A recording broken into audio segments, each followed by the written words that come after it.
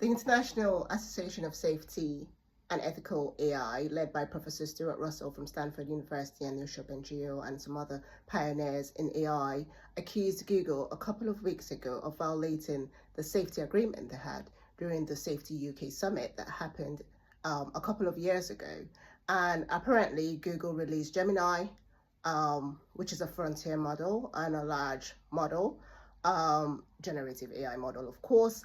And the agreement was for any tech companies that are releasing any large models, large frontier models, they have to release a safety report. And Google did not do that.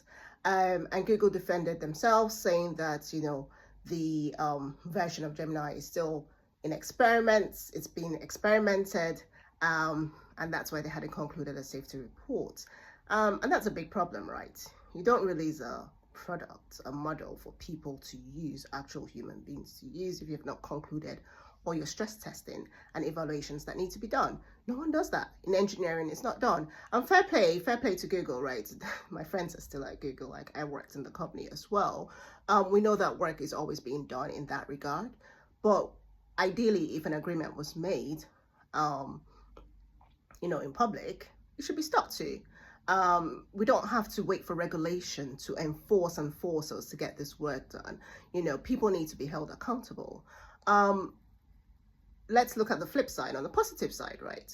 You will know we have a very good example of a company that is using AI, chatbots, generative AI, and is still doing it properly. So we have Morgan Stanley, who is well known to have been one of the very first financial companies to use AI. And they started, working on an AI assistant, partnering with OpenAI for their financial advisors.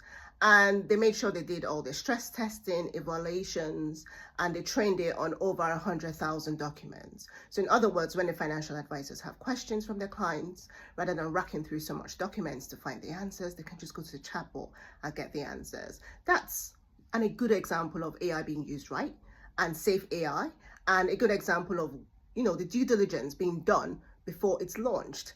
And with those sort of AIs that is being used purely for business purposes, no one can complain about fabrication and hallucination and lack of safety, because it's just being trained on business documents, and whatever information it gives will be based on what's trained on. So when you compare both companies, it's glaring that, one takes safety seriously and the other doesn't. Or you can say there are two different use cases.